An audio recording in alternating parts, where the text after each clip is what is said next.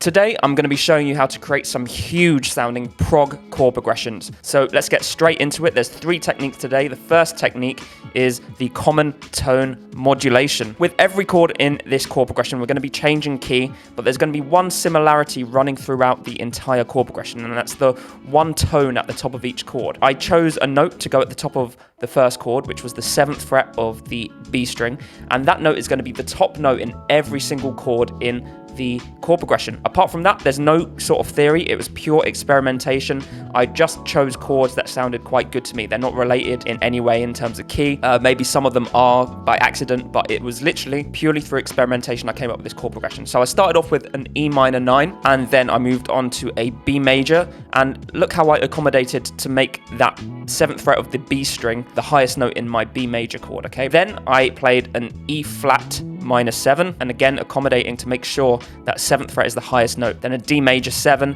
then a D major 7 with the C sharp in the bass. So all I'm doing there is taking the root note down a semitone. I thought that sounded pretty cool. Then we're going to one of my favorite chords, which can be used in lots of different ways, but we won't go into it today. It's the major 7 sharp 11 chord. I played a C major 7 sharp 11, that sharp 11 being that 7th fret of the B string. And then finally, I played a B7. I know I said there wasn't much theory behind that, but there was a little bit of theory behind that one chord, as the B7 chord likes to resolve down a 5th back to E. So it resolves nicely back on that first chord again, and we can keep that chord progression going and going forever if you wanted to. So take a listen to the chord progression and you'll hear how it sounds in context.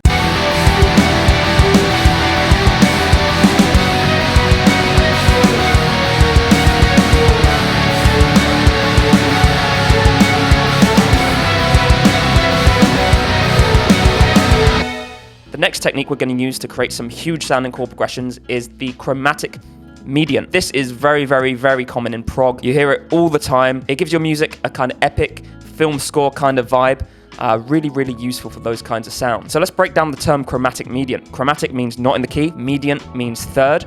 So if we put the terms together, they're 2 chords that are not in the same key, but they're a third apart. You can use any type of chord. I used a major 9 chord. So I played a D major 9 to start off with, and then all I did was move it up a third to G flat major 9. Okay, played the same chord, just the third higher. Simple as that. That's our chord progression. As simple as it is, it creates some really, really awesome sounds. There are lots of songs I can think of that use these chromatic mediants by bands like Periphery, Disperse, if you know Disperse, Between the Buried and Me.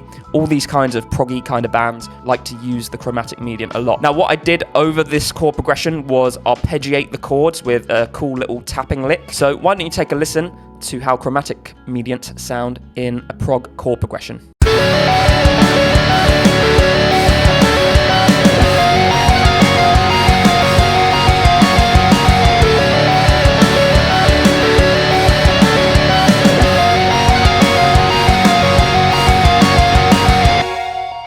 Chromatic mediants and common tone modulations are 2 of many, many different ways you can change keys that I talk about in my book, Chord Charisma 2.0. We'll talk a bit more about my book later on, but you can grab the first 2 chapters for free. Now, the final technique to creating awesome proggy sounding chord progressions is modal interchange. So what is modal interchange? Modal interchange is where we basically play in one key and borrow chords from a parallel mode or a parallel key. So what is a parallel mode or a parallel key? It's just a key or mode that has the same root note. So if we're playing in the key of C major, which we will be, we could borrow chords from C Dorian, C Phrygian, C Lydian, C Mixolydian, C Aeolian, C Locrian, you get the point. So what I've done in this chord progression is I started off with a C major chord, just a standard open C major chord. That established the fact that we're in C. Then from there, I decided to borrow chords from the key of C minor for the rest of the chord progression. So we're just kind of floating between C major and C minor. It gives this weird kind of ambiguous sound. I went to E flat major, then I went to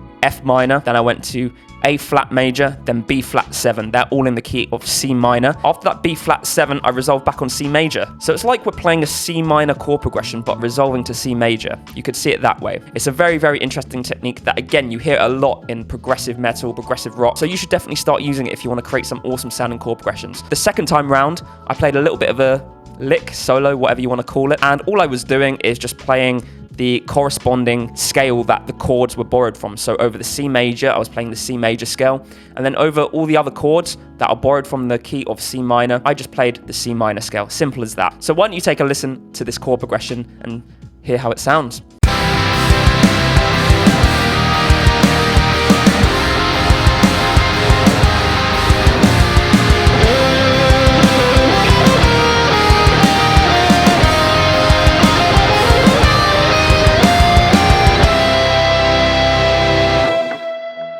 So those are 3 of many different types of progressive metal chord progressions you can come up with. If you want to learn loads of different types of chord progressions and tricks and reharmonization techniques and ways to change key, all these kinds of things, check out my book, Chord Charisma 2.0. The first 2 chapters are available for free, as I said earlier. In those first 2 chapters, I'm going to show you how to write a basic chord progression with the 7 chords in your key. Then I'm going to show you how to use cool extensions like 9ths, 11ths, and 13ths, and other awesome embellishments to make those chords sound more sophisticated, more jazzy, more interesting to listen to. And that's completely free. So you got nothing to lose. Grab the first 2 chapters of my book for free, and I will see you in the next video. Have a good one.